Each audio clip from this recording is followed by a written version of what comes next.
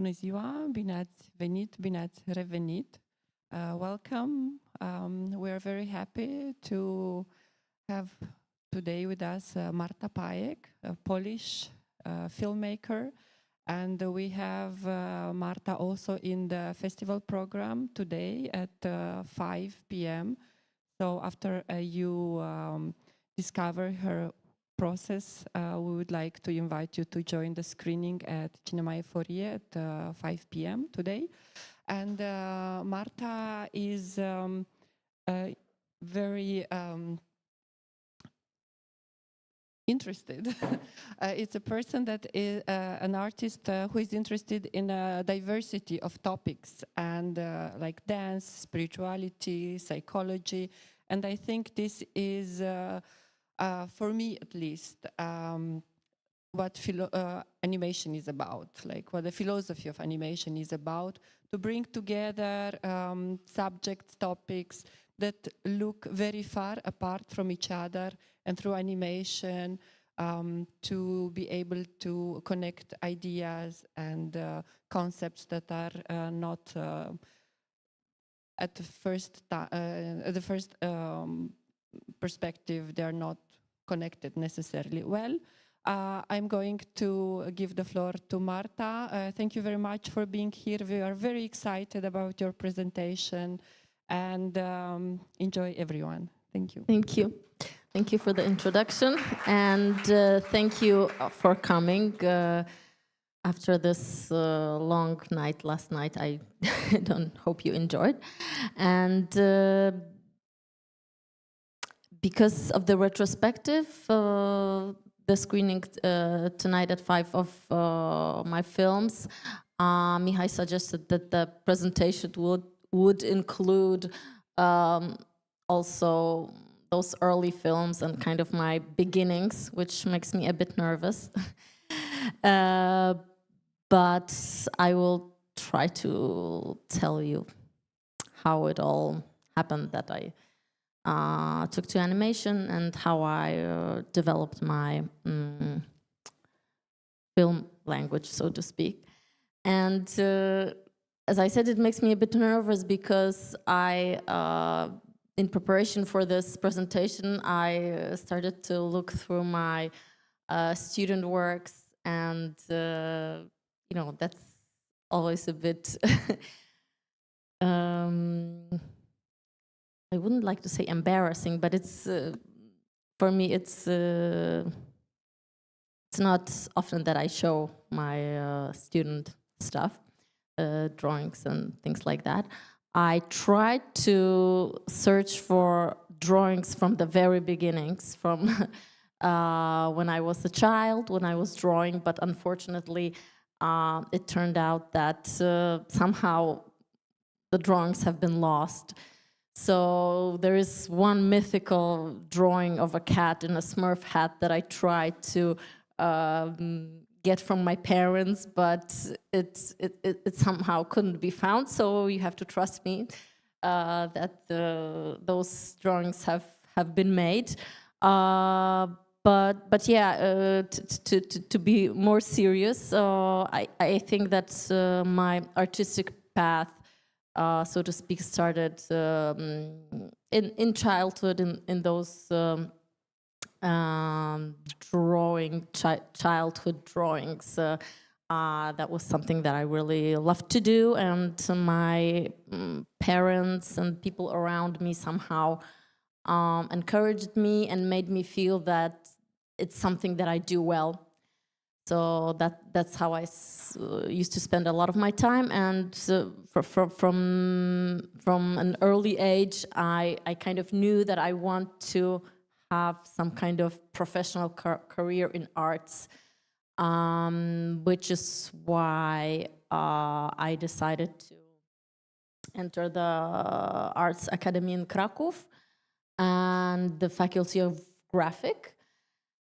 And the reason why I chose the Faculty of Graphic was because it was the most diverse of all the faculties. So I wanted to try something new. I wanted to discover something new for myself. And at that time, I didn't even realize that such a genre like auteur animation existed. It was also the time before really all the short films being available on YouTube or Facebook. I think now you can have everything, a lot of interesting stuff available online, but then I didn't even realize that you could do animation for adults using, you know, all those. No? No? Yours?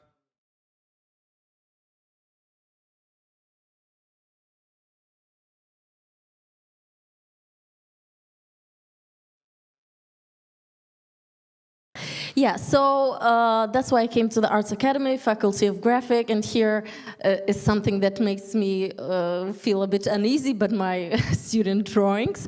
But while looking through those student drawings, it was interesting for me because I found some elements, some little bits that later kind of appear in my films.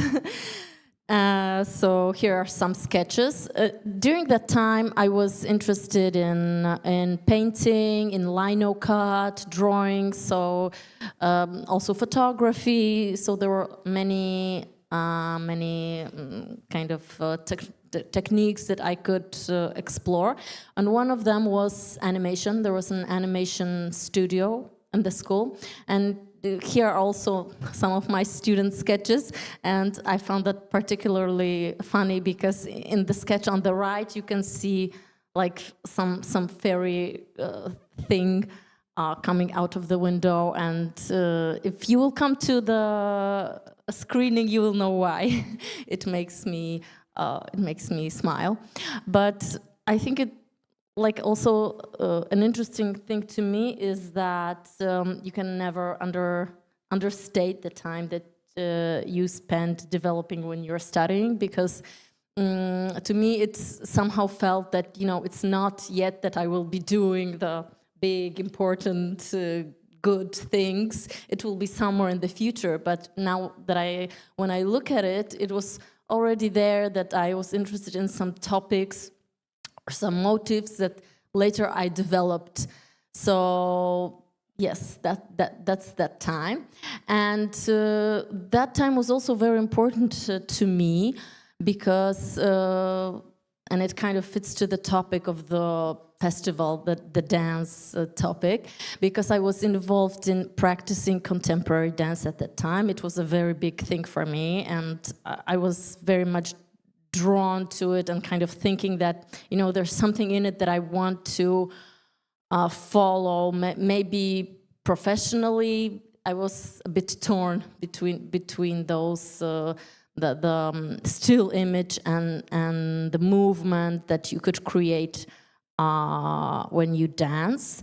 And during the time I was participating in dance festivals, particularly one really nice dance festival in Bytom in Śląsk, in Silesia, where I saw many great performances. And one of the performances I saw there was this duo, Eiko and Koma, whose performances take from the Buto Theater.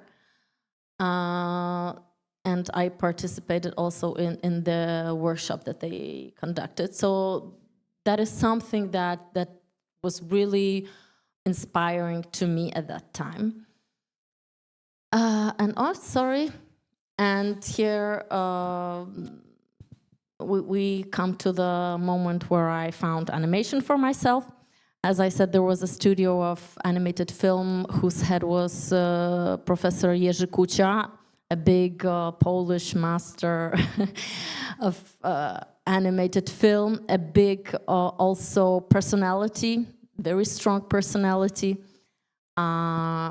So when I came to the studio, I immediately knew that, yes, animation is something that somehow combines everything that I was interested in at the time. So movement and telling a story or narration in time and working with rhythm, working with music.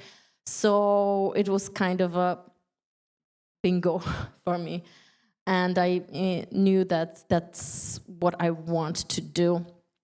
And on the left, you will see frame from Jerzy Kucia's film Tuning of the Instruments, a beautiful film.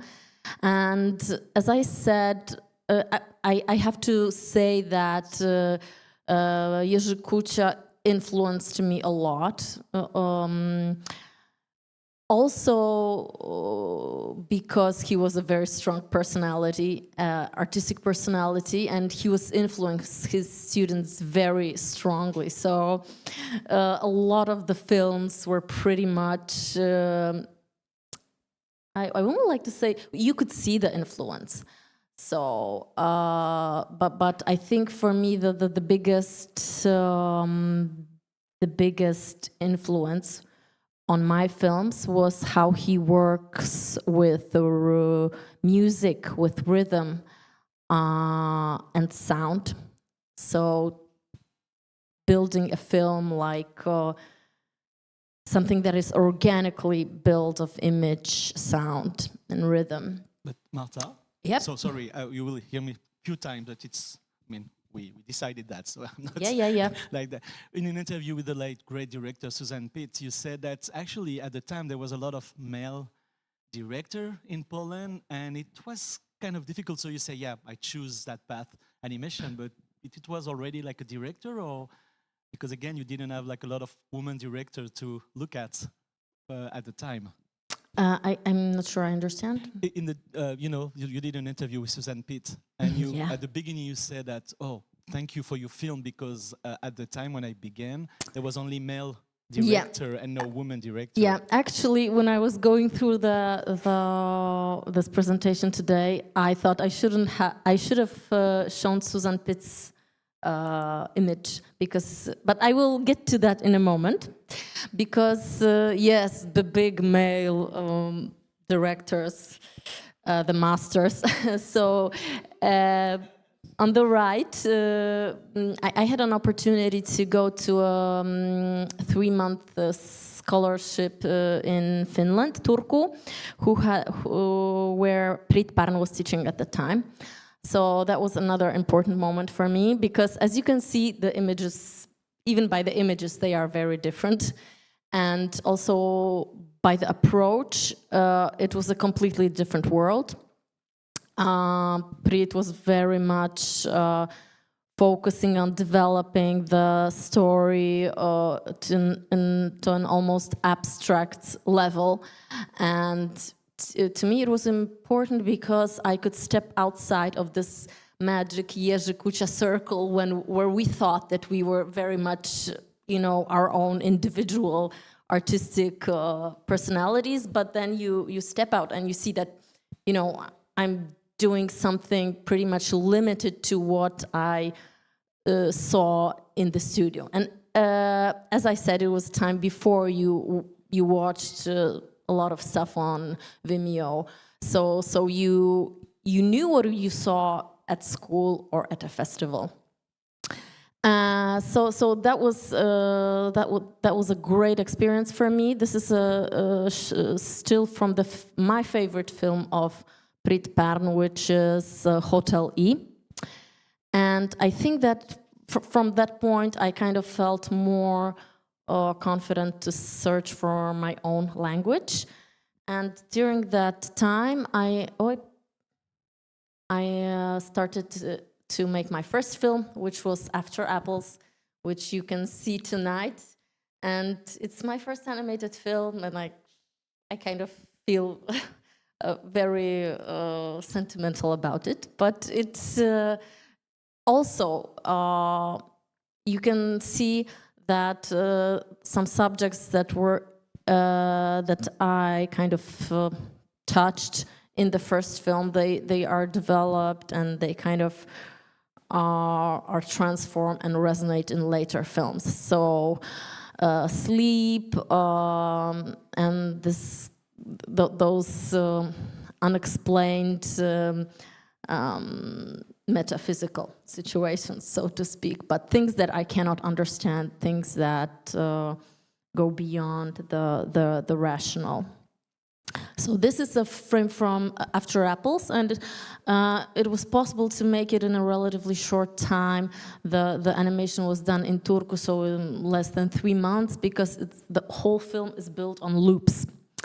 Very useful if you're doing animation.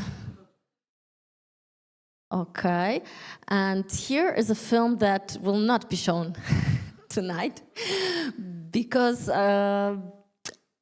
I think that when you're doing anything like animation or art, you have to take risks, and because if you don't take risks, you know, no risk, no fun. But that was a film in which I tried to use the film language or approach that I'm using now.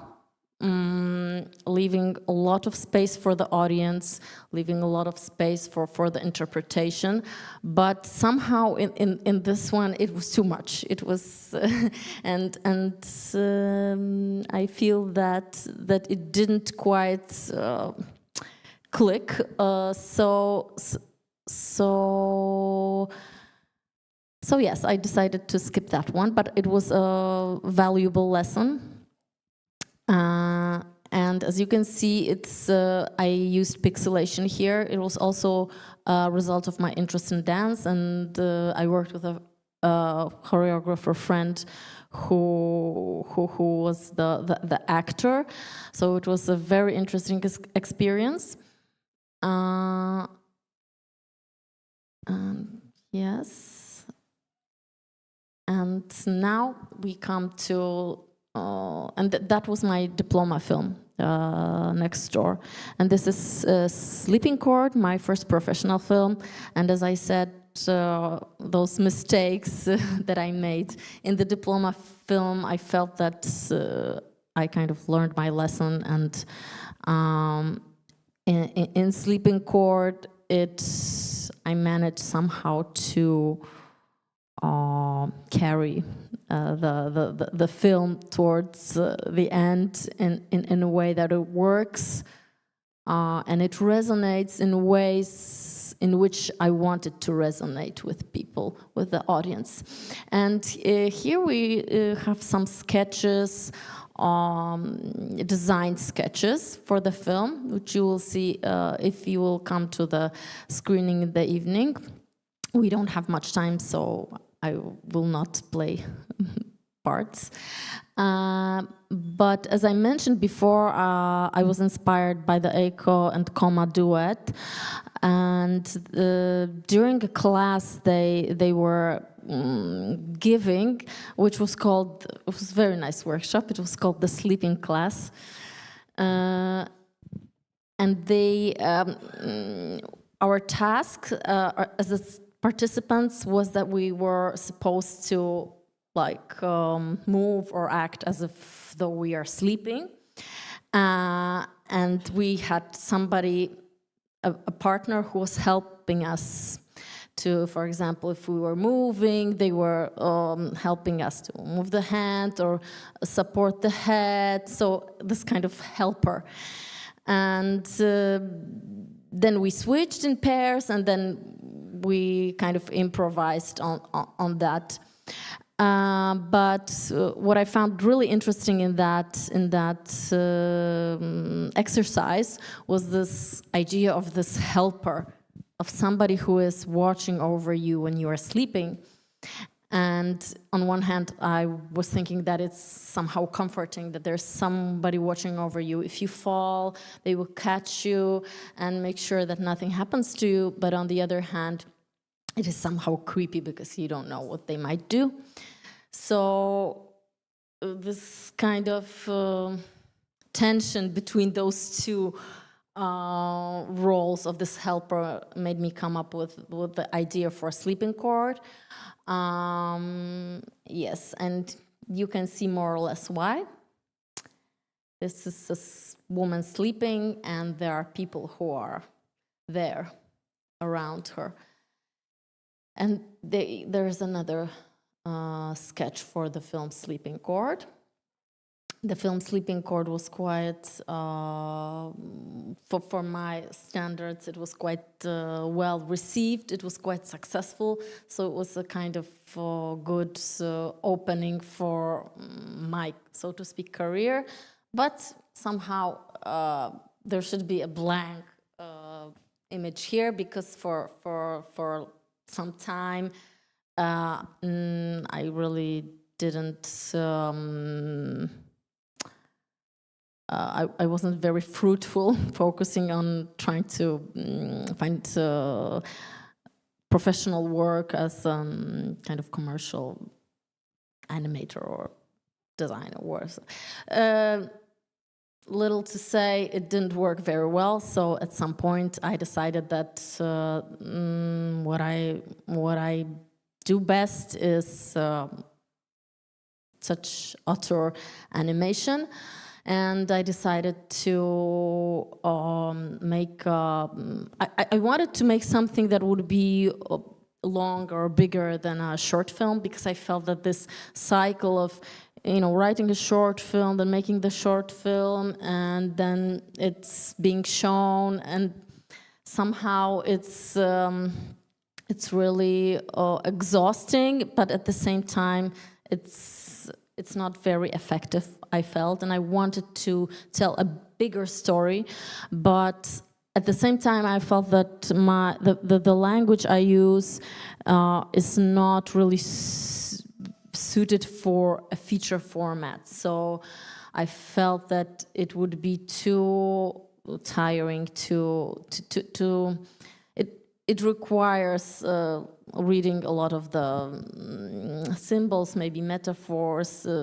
For a feature format, I didn't think it would work. So I decided to make a project which would be a triptych of 3 short films, which would explore one subject or similar subjects.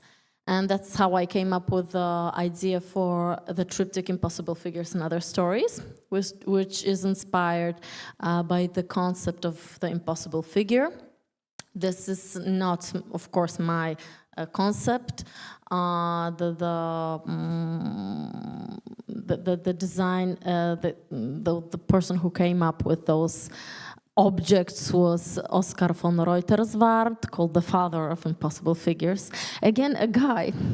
I forgot to say about Susan Pitt before, yes, because apart from those influences that I had at school, I was one of the directors that really made a big impression on me at that time was Susan Pitt, whose films I saw at the festival in Krakow, and there was also this kind of moment, so like, wow, this is something more close to me, this is something that I can relate to in a completely different way that I relate to the films of the masters.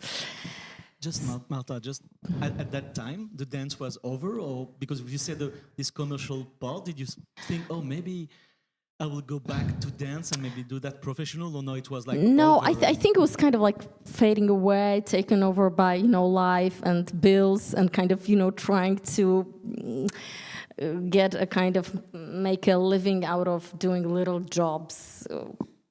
It was not a very good experience. So, yes, I decided that I have to put all my energy into... maybe applying for grants, projects, because that's what I have, that's what I can, that's what I've been learning, that's what I can convince people that I can do. So yeah, the idea of impossible figure, so figure which you can draw according to all rules of perspective and geometry, but you cannot build it in reality.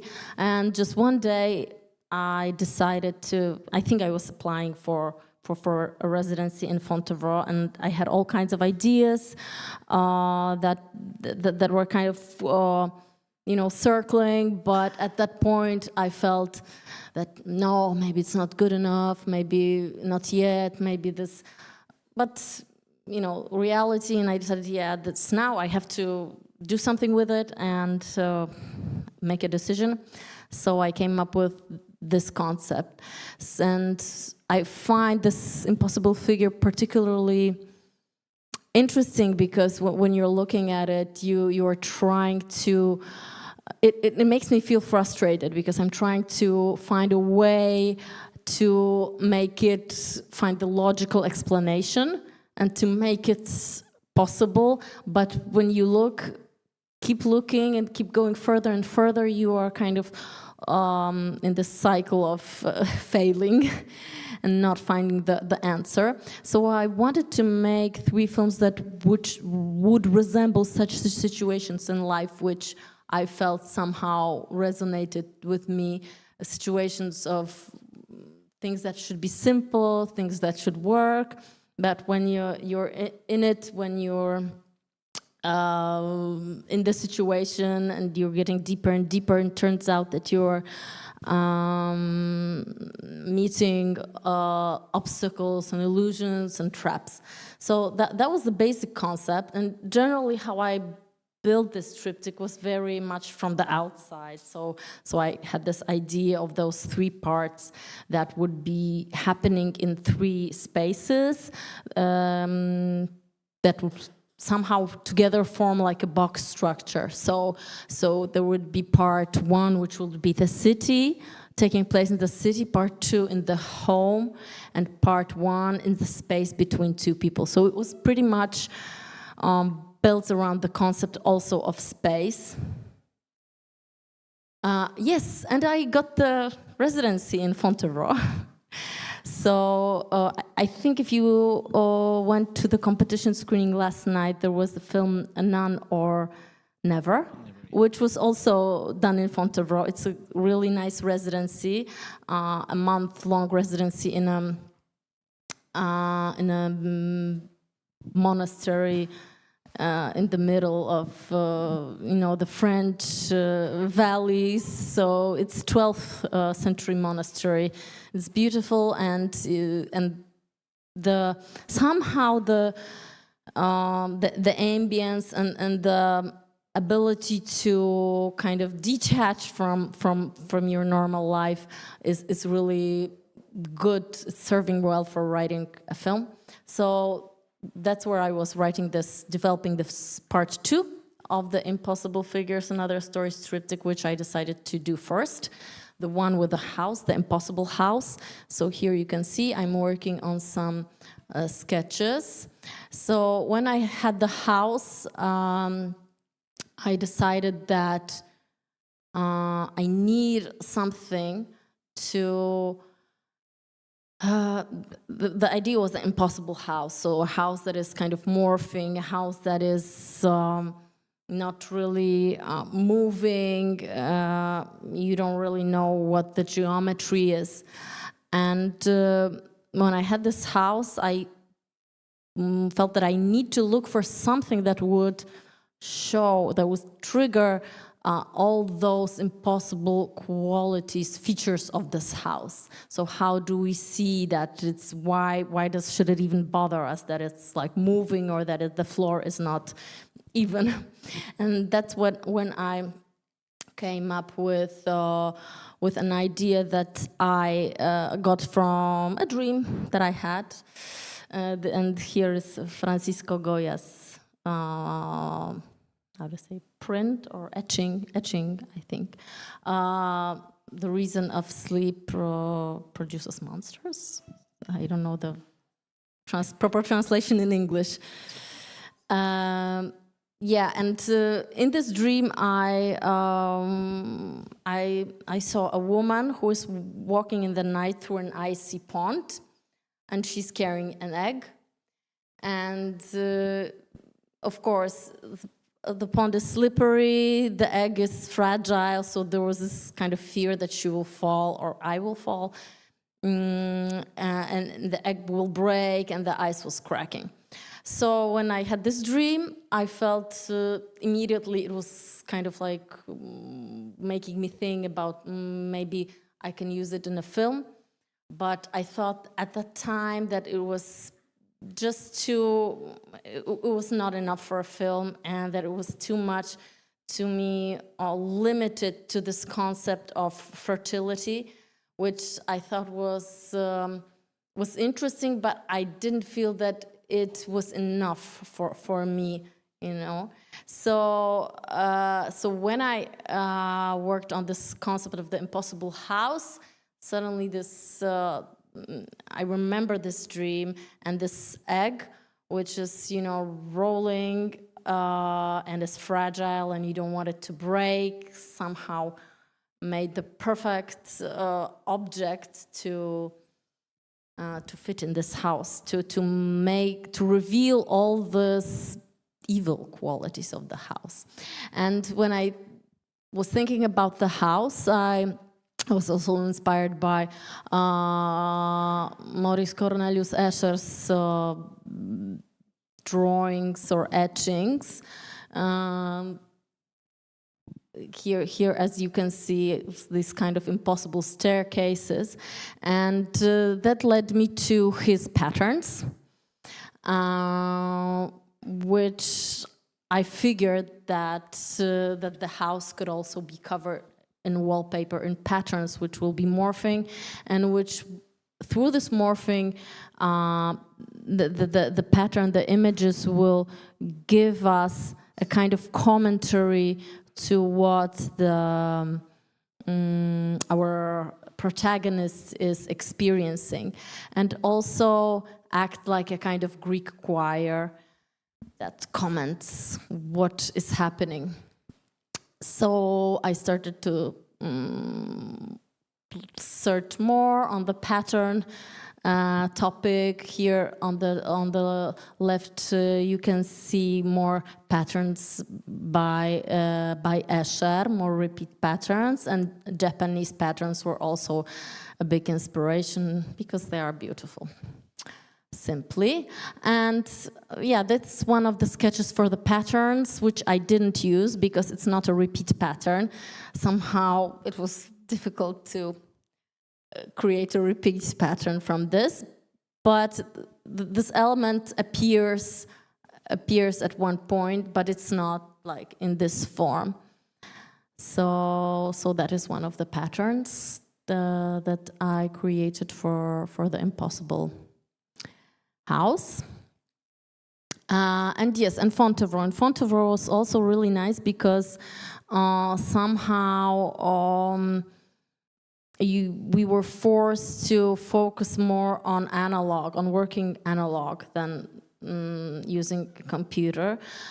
So that was kind of liberating because I think I started to feel more comfortable with drawing storyboards, which I always hated because I thought, you know, I know it, so why should I draw it? And it's such, you know, painstaking task, but I started to enjoy it, and I took time with those storyboards, and later this effort also paid back because I used a lot of the storyboard drawings to create layouts, and it enabled me to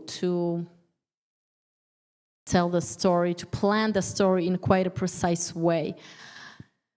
So what you can see is basically what is happening, apart from maybe the parts with patterns, which I improvised a bit, because in most films I leave some kind of space where I improvise with the animation. Just Marta, so yeah. You begin with the Fontevraud is a writing residency, not a creation. I mean, you don't shoot there. Did you wrote a screenplay first, or it was the storyboard first? What was the first? I usually start with the script because it's the easiest to make. You just write and you can just get away with anything, and then when you write it, there comes a point where you have to start drawing the storyboard, but it kind of also triggers the development. So when I'm stuck with the storyboard, I go back to the writing, and yeah, it's a kind of back and forth process. But the first is always the writing because it's really the fastest and kind of you can really just write anything, and how to make it later is another thing. But also it was nice that I could do things that I would normally try to do digitally, like simulations of, there's a scene of an anamorphic kitchen, and in Fontevraud I also tried to find ways to do it in analog, to build a kind of model. I think one picture is missing, that I built a little furniture for the kitchen, and then I photographed it from a certain angle, and then I projected the same outlines of this image from exactly the same angle, and that worked for creating the. It was actually a test, but it was really nice to make, you know. So as you can see, it's really crooked, but it somehow works. So that enabled me to plan more for this scene, and you can now see the scene, how it's in the film. It was eventually done digitally, the patterns, but thanks to those tests, I could imagine it, I could plan it further in the storyboard. And here's also just a quick image once we're at the digital versus drawing bit. I work with, for part 3 with, which I will talk about in a minute, with a great director, animator, Tomek Popakul, some of you might know, and he did this creature, he animated this creature, and that's how we worked. So I was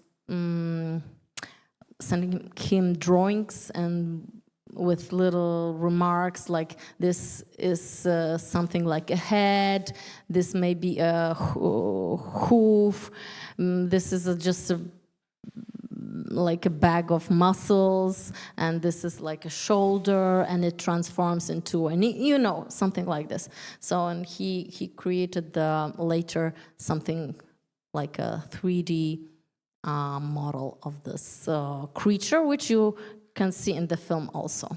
It was, sorry, but yeah, you will have a Q&A also after the 5 o'clock screening. Yeah. Just, it wasn't obvious for you to go to 3D for that monster, or you struggled with it and say, oh, I want to do it in 2D? I think like usually 3D it's a situation like with the patterns on the walls, that even at the stage of writing, I thought, no, it's impossible to make. But then I said, maybe 3D, you know, maybe do it digitally and then kind of try to hide it. So actually 3D was something that makes it possible to make the film at all, you know. And the same with that creature. It was supposed to be dark, so a lot of fur, a lot of pencil. But what was important for me was that the movement was, you know, kind of sensual, kind of slow, that you can feel the texture. If it would be drawn, it would be like, you know, all over the place, and I really wanted those nuances of the movement. So here's my protagonist for part 2, and I will talk a bit about the development of my characters. Because basically for every character I try to, I'm inspired by a real existing actor, for example, or person. And here my inspiration was Tilda Swinton, but particularly in the film by Peter Zonka, Julia. It's a wonderful film. And she plays a character who is kind of really shifting between very fragile and delicate to really a monster and a kind of like this woman machine that's bringing havoc to the world. So I really felt that there was something in that role, also because she's playing an alcoholic and she's wearing those like tiny heels, so she's constantly out of balance, and that's what I also felt, that my character should be out of balance. So eventually maybe the character doesn't resemble the inspiration that much, but that's something I think about. And here are the sketches for for her. Okay, and also one thing is that when I was designing that character and designing the first scene, also because animation and because my style is quite minimalistic and because the film is short, I felt that, you know, my character, she walks towards the screen at the beginning of the film, and I had this feeling that by the time she walks to us, which is about 5 seconds, we already have to know who, more or less, who she is, who, you know, have some idea about who this person is. So that's why, for example, I added the makeup. That's why I added the earrings. That's how I tried to tell something more about her. And here we have all the 3 characters from the 3 parts, because I'm often asked if it's the same person, if it's somebody else. And I like to say that it could be, it doesn't have to be. It's I leave it for the interpretation. It could be one person in different stages of life, for example. So in the middle we have the protagonist from part 3 and then from 1. And here are also the inspirations for the characters in part 3. Again, we have Tilda Swinton, but it in a more kind of toned down, less makeup version, and Willem Dafoe, who I really adore. But what I like about him is that he can also play those characters which are between, you know, this monstrous, terrifying, evil guys to really sensitive, delicate roles. So I also was inspired by him. But when I tried to kind of bring his physique to in pencil, it turned out that he was almost too. Oh, I'm missing the word. It was just too much like a caricature, you know, because he has very strong features. So in the end, the character was a bit different. But that was the idea that I had. And here we have 3 inspirations for the protagonist in the part 1, the old lady. And I kind of had the idea of who she should be, but there were a couple of characters that I had in mind. One is Leni Riefenstahl.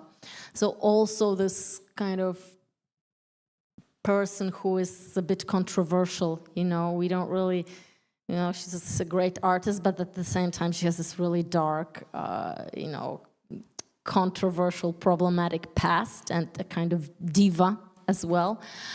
In the middle we have E.D. Beals from the documentary A Real Person, from the documentary by Maisels Brothers, I think Return to Grey Gardens. It's a wonderful documentary. There's also a feature film based on the story of Maisels Brothers shooting the documentary Return to Grey Gardens. And she was a woman who was living with her mother in a kind of abandoned, falling apart mansion with many cats in, you know, squalor, dirt, and it turns out that they were actually cousins of Jackie Kennedy then, and before the war, living a life of a rich life of very high class. And parties, music, and something happened that they ended up like this. And when we get to know them, we have this question in our head: what happened? Why did they end up like this? And Edie is wearing this fur coat, which she puts on when the directors, filmmakers arrive to show, you know, she finds that this is her moment, and she puts that coat, and she tells them about the glorious past. It's a really beautiful documentary, but there's something about that character that I felt that I really want to have in my film, you know, what went wrong. It was also beautiful what happened.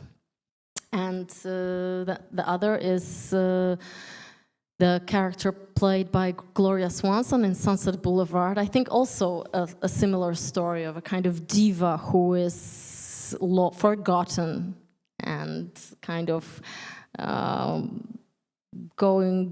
falling into insanity almost. But I really, you know, love this silent film expression of how she acts also. And what do we have now? I don't know if you have any questions. I don't know how we are with the time. We 30 minutes left. 30 minutes. So we have. So that's we have some time. We have time. Okay, so now I skip a bit because I was telling about the characters in all of the films, and now I wanted to show some inspirations for the particular parts, because I think that might be interesting. Because I think in that triptych I took a lot from inspirations from art, from theater, from painting. And here, for example, I was inspired by masks from Japanese no theater, and generally masks, but also if you will see, or maybe some of you have seen, in part 3, those are inspirations for part 3. Human organs and plants and how they kind of have something in common, and also still lifes. The film ends with a sequence of images in which I somehow I don't know if I want to say that, maybe later. I don't want to give it away, but I wanted to show how maybe memory deals with some situations, to show the kind of the transformation of how we see things with time. So at the beginning, my inspiration were Mexican home altars, very symmetrical, very kind of full of life in a way, but also full of detail and kind of a celebration of something. And then the images turn more into like still lives, inspired by the Natuurmoord, the Flemish, for example, still lives, to finally to end with images that were inspired by still lives in the style of vanitas, so very minimalistic, and including elements which remind us that we will die, and it's all yeah. Just those references, you have them before, or when you do a film and you have the script, you say, okay, now I'm going to find out, some references when they are coming? I knew that I had the idea in my mind that, I want this kind of references, this and this, and I was looking for them, yes. But I had in mind that I want it to be like the images transforming from a certain style to a certain style. Yes, and so that was for 3, and for part 1, which was the last to be made, it was tricky because the whole triptych, it took a couple of years to make, many years, and all of the parts were written before, and then they were produced. And when I came to part 1, and when I was writing parts 2, 3, 1, I already felt that for 1, kind of my creative powers were already drained. So I knew that I will probably have to come back to the script before producing it, but also because of the subject concerning, humanity, society, history, big subjects, big questions. I felt that I wasn't really maybe there yet to touch such big subjects. And after I made those first 2 films, I still felt like I wasn't, I didn't have enough experience, like life wisdom, to talk about this kind of stuff. But I kind of came to realize that I don't think, maybe I will never have this kind of wisdom.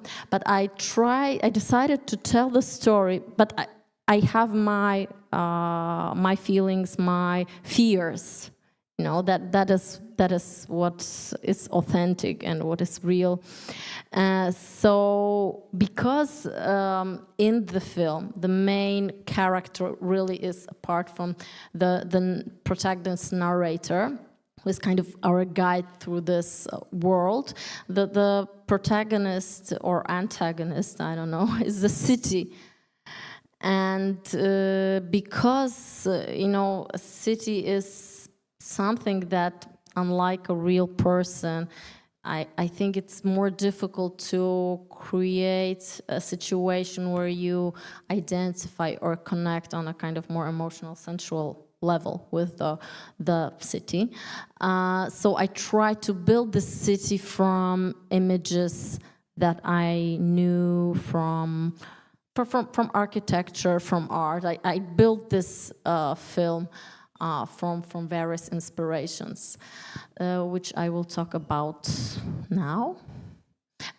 And for this time I had a Tricky Women residency in Vienna, because I got an award there, and it was a residency to be there and just to work. So it was wonderful, because I felt that during the time when I was working on the film, I was spending time in cities, and in cities which have also difficult history. And Vienna, for example, it's a kind of city that is really beautiful, very kind of grandiose on the surface, but there's a lot bubbling underneath, So, and also a lot of unworked kind of situations or problems. So I found that very interesting. I also spent time in Moscow during the working on this film. Also a lot of inspirations from there, particularly, and here is also a part of the working on the storyboard of this part. And yes, and here are the inspirations for part 1. I also wanted to incorporate in the film this representation of a body, which is here we have Leni Riefenstahl's Olympia, this stills from her film, from a kind of athletic, beautiful body which appeals to us, and which also has some kind of a darker context in some situations. The ideals that come from the Greek representations of the body, through the Renaissance, through the Baroque. Here we have the hand of Michelangelo's David and Bernini's Rape of Proserpine, which are both very beautiful, sensual sculptures. And those images, those exact images, appear in the film, in the scenes with athletes, which you can see later. They maybe somebody can recognize it, maybe it's happening too fast, maybe not, but I wanted it somehow to work on maybe on another level. And yes, and those ideals that somehow resurfaced also in the 30s, also in social realist art in the Soviet Union, in Nazi Germany.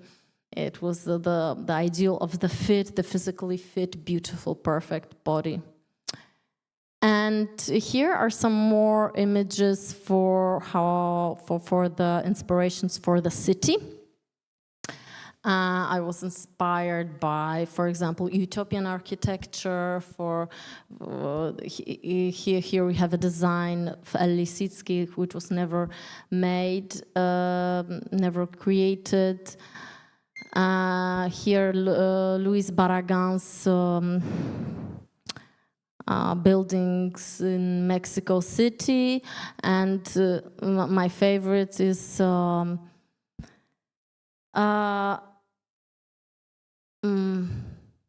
Curcio Malaparte's villa in Capri, which appears in Jean-Luc Godard's film Les Mépris. I don't remember. Contempt. Contempt. And only the story of this villa is interesting, because he was kind of a project of his life, and kind of visualization of his ego and of his personality, and he has this beautiful staircase that leads to the sea, and I felt that it was somehow symbolic of, and also Malaparte was also a controversial figure, so that's how everything somehow fits. To me, I was interested in those kind of buildings that tell more. Just Marta, sorry, because when you arrived in Bucharest, you talk about the architecture, saying, "Oh, I want to see that building." Where did it come from? Because you talked about dance, animation, but this passion for architecture. I think it came with this film, actually. Yeah, so I started to discover, to look for things that I found, that carry more some idealisms, also like constructivist buildings, for example.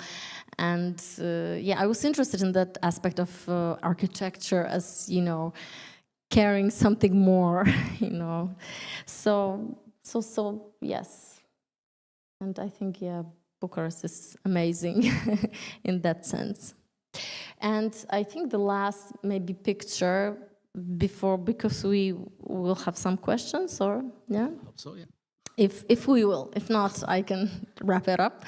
But I'm often asked about music in my films, and particularly for the triptych. Maybe I can talk about the music in the triptych, because the way I worked with music and sound was maybe similar. I had a similar approach in all the films.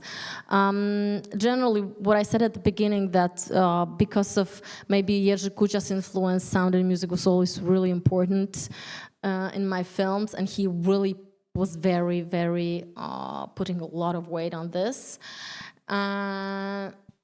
I worked with a sound designer since Sleepincord, one sound designer, Michał Jankowski, with whom we really share a common kind of sensitivity. We like the same things in sound, and I think it's his big input that, in minimalistic style, the sound comes out, and the sound kind of creates a lot of what we are experiencing. Yes, and in all the three films, I used songs, which somehow around which the whole soundtrack was kind of wrapped up, because I also worked with the composer Ola Gryka. But it started from China Woman, whom in part 2 there is a scene towards the end of the film where we have a kind of party, and I felt that there should be music of the place of the party. And when I found the song that I felt is perfect and kind of like takes the film to another level, carries a meaning, yes, I decided to continue with that. So in part 2, I use the song "I'll Be Your Woman," and the soundtrack that we have, the music that was, I don't know, created or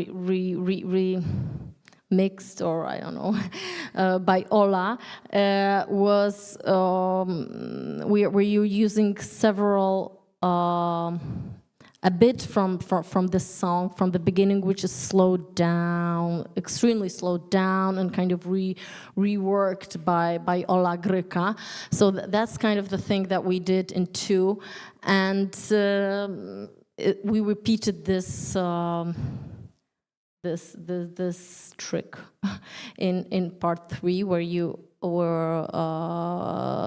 we have the song. The Garden by Einstürzende Neubauten. And also we have a kind of a slowed down, the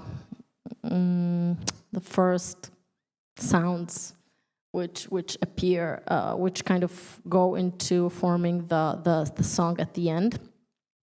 And by the time I knew that for part 1 that I will also want to end with a song. And since my protagonist narrator was this old woman, I wanted her to sing this song. I wanted this old voice to appear, and I wanted it to be a kind of the final gesture. So my choice was the iconic song "Where Have All the Flowers Gone?" Particularly, I like the version by Marlene Dietrich, which was sung in German, "Sag mir, wo die Blumen sind." And yeah, I could talk about this song. I love the song. It has like hundreds of versions, and you can spend all night listening to all of them. But I think that the song itself, I don't know, people in Canada, they were, I was saying, everybody knows this song, and they were saying everybody over 50. So I don't know if you know that song, but it was quite big during also the kind of peace protests in the States. And generally the composer Pete Seeger, he's something else.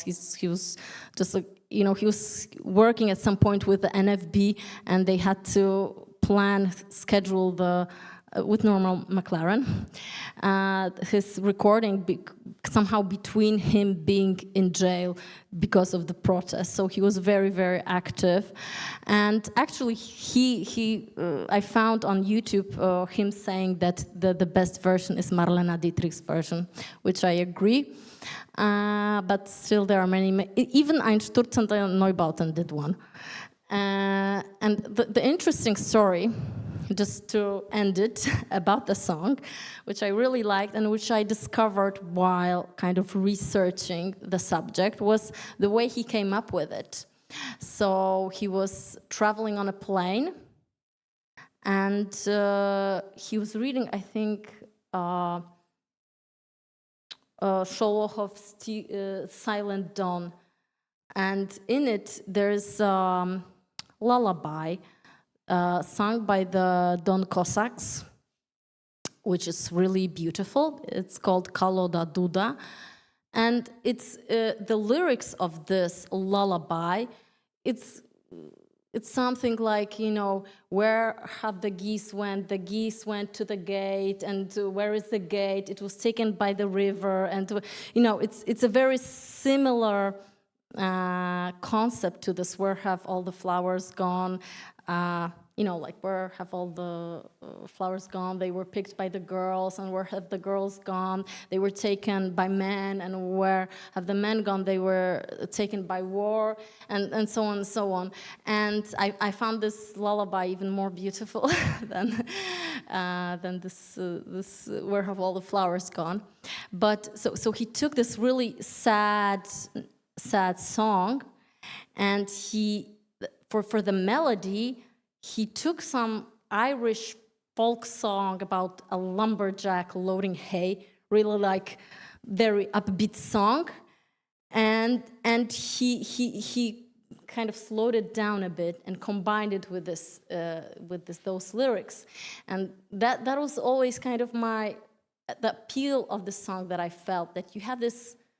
I kind of felt it intuitively that you have this kind of upbeat melody that you can sing by the fire, and then the story is really, really sad. So somehow for me it's somehow cathartic, this song. But yeah, I think that's all. Just for the song, it's interesting because the second one, you will maybe not explain it, but you begin with, like you said, the second one to produce. It's the singer almost not look like the character, but the same age, something like that, and same for the number one. But number second, why did you choose? I don't know. It's not a singer. It's not a woman singer. It's not the principal character in the film. You see what I mean? It's like no. It seems like the song, even the personality of the singer could be in the film. I mean, it could be not the third one. But not the third one. Oh, not the garden. Yeah. Yeah, that's true. I just felt that the song, with the minimalism somehow of the song, and kind of it's above, I didn't treat it like literally that it's a kind of a commentary. Now that's what is interesting is remember seeing the second one, and and we're not going to tell you too much, but are you going to use another song in the third and in the first? And we thought if it was planned or if it was like going with the flow of the film, and suddenly say, oh yes, I will use a song, and it appears like that. Not like that, but almost. Yeah.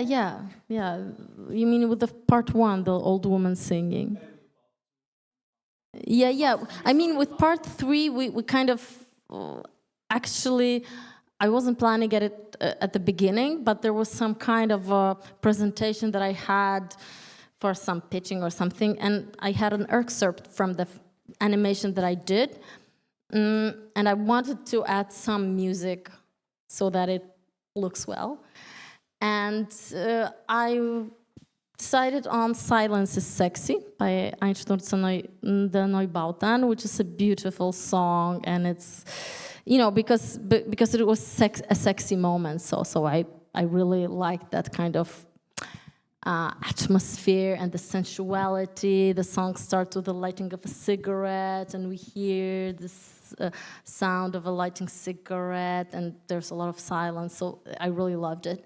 And I saw how it works with the animation, and that's how I came to Einstürzen de Neubauten. I felt that this. So we'll take that. What is interesting, if you look at the music video of the garden, it's like you, quite minimalist, because the singer is on the wall, white wall, and the camera is just moving to him. So it's almost like you film also. So that's interesting. So that's your time to have question.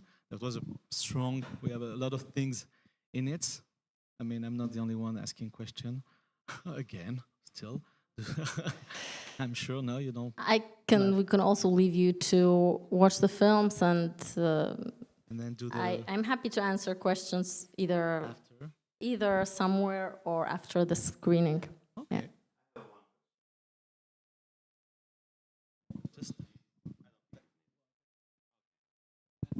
Okay.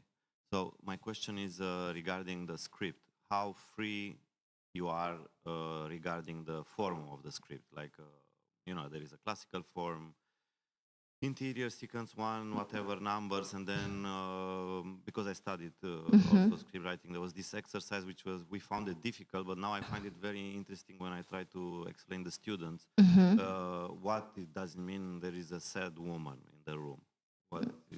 Is she crying? Is she long hair, short hair? I mean, and there is this exercise that you have to kind of translate poetry into images. Yes. And a very difficult way of just writing a telegram. It's like the most visual one, but usually you want to put adjectives. And so do you just write ideas, or you just like really try to do it the proper way? Images. I mean, I don't know. What's your way? When I start, I do it, the sad woman version. So I try to kind of write a story to get note down an idea, and I, just go really rich with the adjectives, because why not, you know? And when the story is done, then I have to kind of correct it and write the script, like, you know, it's strange atmosphere, like, why, what does it mean, what do we see? So but I start from writing just really freely, because I think it's a really good creative tool.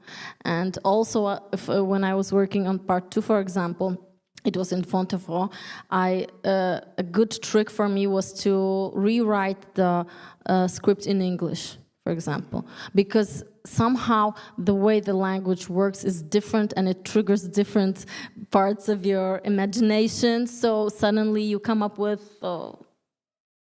things you wouldn't come up with. So yeah.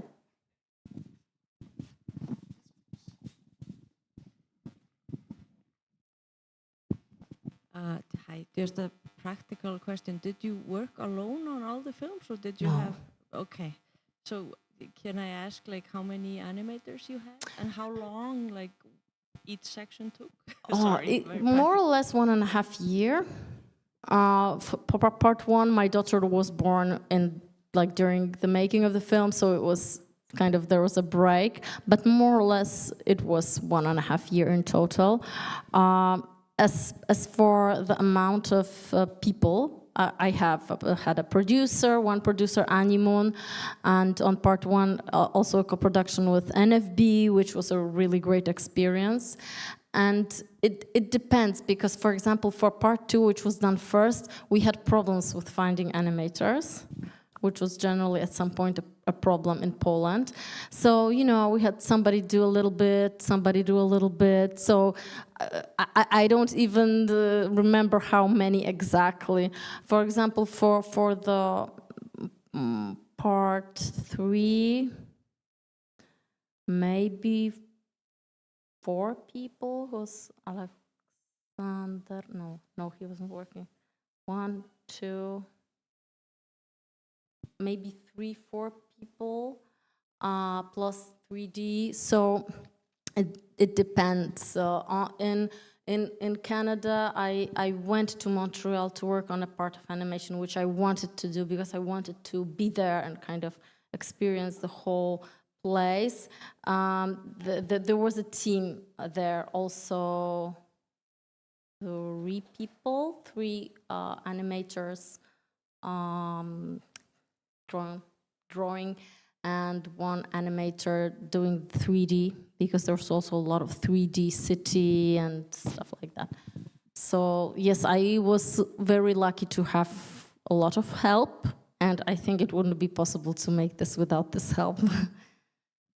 I asked you that question before, and I want to know what order we're going to see the film this afternoon, because I said, because you produced the second one, the third one, and the first one. And I want to ask you, in what order? And you said, well, it can be played in whatever order people want. Yes, I generally leave this decision to whoever is organizing the screening, but I think we agreed with Mihai that the 2-3-1, right? The order of how I was making the films, but also an order in which I feel the films work now. I think they work in this order best. And maybe the last question, if you don't have any more question, maybe the last question, because the dance was the subject of this year, and when you did the monster, you kind of dance. Yes. When you show it, so how the dance now is important in your work? It's all in the body. The body remembers. So it's still quite important today, and maybe in your future film, dance will still be in it. I think it's more that at some point it influenced the way I think about movement. So yeah, kind of organically linked to how I feel about movement.